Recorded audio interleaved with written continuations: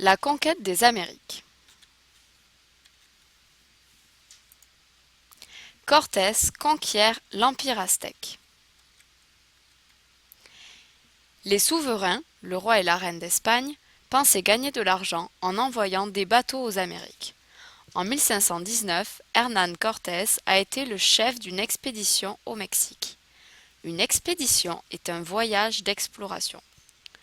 Cortés transportait des chevaux et une armée de plus de 500 conquistadors. Conquistador signifie conquérant en espagnol. Les Aztèques avaient construit un empire en conquérant les territoires d'autres peuples indiens. Au Mexique, Cortés a rencontré des ennemis des Aztèques et les a convaincus de s'allier avec lui contre les Aztèques.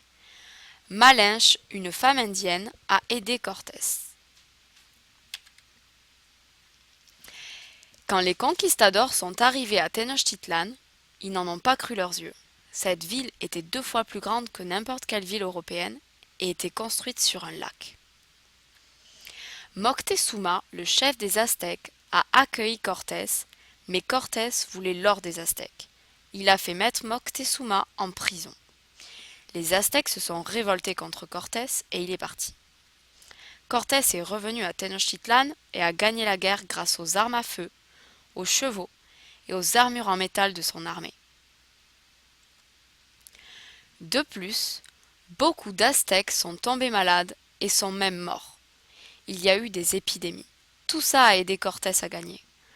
En 1535, l'Espagne contrôlait tout le Mexique. C'était pour les Espagnols la Nouvelle-Espagne.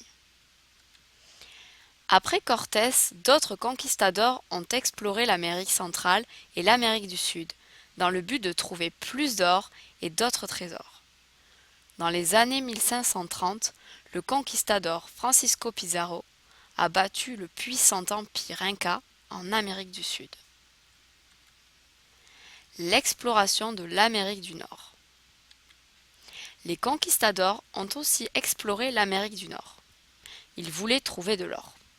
Juan Ponce de León a été le premier à aller aux États-Unis. À l'époque, ce n'était pas encore les États-Unis.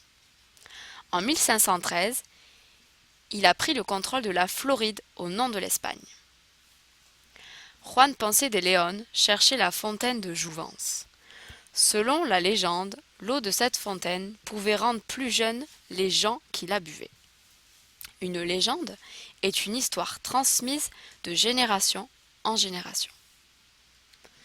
En 1539, l'Espagne envoya Hernando de Soto, un conquistador, conquérir la Floride et y établir une colonie. Il est allé en Géorgie, a voyagé des milliers de miles et a été le premier Européen à atteindre le fleuve du Mississippi.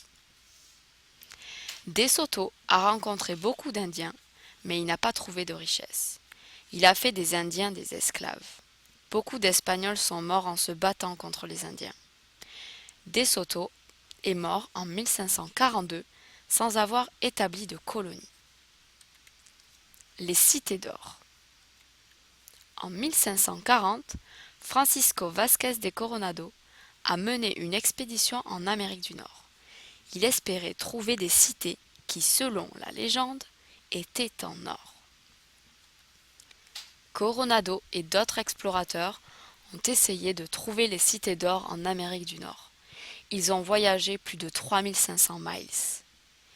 Les conquistadors ont dû faire face aux longues distances, au mauvais temps et à la famine. Ils ont aussi beaucoup appris sur les peuples et la géographie de l'Amérique du Nord.